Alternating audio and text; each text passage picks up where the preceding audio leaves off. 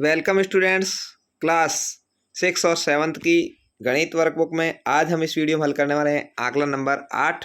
इससे पहले की सारे आकलन और कार्यपत्रक है वो अपलोड कर दिए गए हैं, उनको आप जाकर के प्लेलिस्ट में या इस चैनल पर सर्च करके भी देख सकते हैं। चलिए यहाँ शुरू करते हैं। इससे पहले अभी तक यदि आपने चैनल को सब्सक्राइब नहीं किया तो ज़रूर करें, साथ ही वीडियो को लाइक और अपने दोस्तों तक शेयर जरूर करें, क्योंकि कक्षा 6 और 7 के लिए जो अर्धवार्षिक और वार्षिक परीक्षा होगी उसके मॉडल पेपर भी मैं आपको इसी चैनल पर हल करवाने वाला हूं। तो चलिए देखते हैं। सबसे पहला है घनाकार आकृति में फलक एवं शीर्ष की संख्याओं का समूह है, यानी घनाकार आकृति में कितने फलक है। अभी अपन पीछे ही पढ़ चुके हैं कि इसके फलकों की टोटल संख्या वो 6 होती है। 3 यहाँ पर देख रहे हैं, 3 ये ऊपर है, एक इसके नीचे होगा, एक इधर है इसके सामने होगा, एक इधर है इसके सामने होगा। तो फलकों की संख्या कितनी हो गई? 6।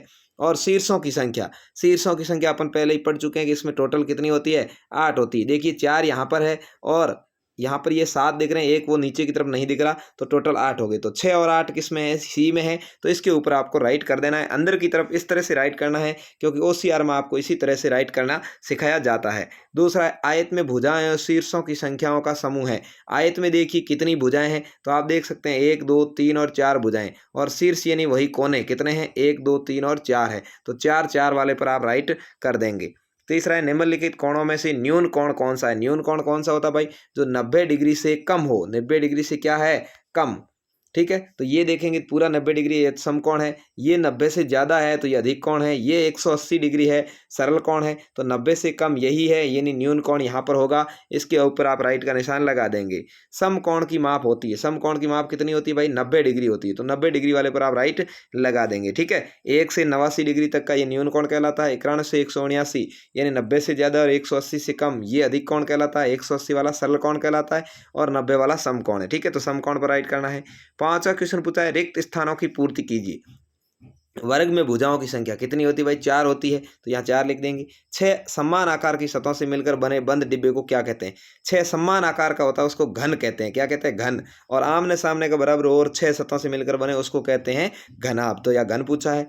ईंट की प्रत्येक सतह का पृष्ठ कैसी दिखती है? आयत की जैसी दिखती है। ठीक है, तो आयत लिख देंगे। सम पंचभुज में भुजाओं की संख्या कितनी होती है? पंचभुज का नाम है तो 5 होगी। ठीक है, चतुर्भुज होगा तो 4 होगी। सत्य असत्य कथनों को छांटिए। छठा क्वेश्चन है, देखिए 3 भुजाओं से बनी बंद आकृति को त्रिभुज कहते हैं। बिल्कुल ही सत्य बात है। ये देखिए 3 भुजाओं से घिरी हुई बंद आकृति, इसका नाम त्रिभुज है। यदि 3 भुजाओं से है आकृति और बंद नहीं है तो ये त्रिभुज नहीं है, इसको आप त्रिभुज नहीं कह सकते, इसको त्रिभुज कहेंगे। तो ये सत्य है बात। ठीक है, अगला है आयत की सभी भुजाएं समान माप की होती है। असत्य है, क्योंकि आयत के आमने सामने की भुजाएं समान माप की होती, तो असत्य हो गया। अधिक कोण का माप 0 डिग्री से अधिक और 90 डिग्री से कम है। नहीं, ये तो न्यून कोण की परिभाषा है, तो यह असत्य हो गया। सरल कोण की माप 180 डिग्री, जिसको ऋजु कोण भी कहते हैं, बिल्कुल ही सत्य है। तो इस तरह से आपको ये चारों ही करने हैं। पहला सत्य है, दूसरा तीसरा असत्य, चौथा सत्य है। चांदे की सहायता से निम्नलिखित कोणों को माप कर उसकी माप डिग्री में आपको लिखनी है। आप इसको चांदे की सहायता से देखिए, चांदे की जो नीचे वाली लाइन है इसको यहाँ लिखेंगे और इधर से देखेंगे कितने डिग्री है। ठीक है, अनुमानित ये माप मैंने लिखा है 60 डिग्री, हो सकता है ये 50 55 65 डिग्री हो, जितना हो आप लिखेंगे वही सही होगा।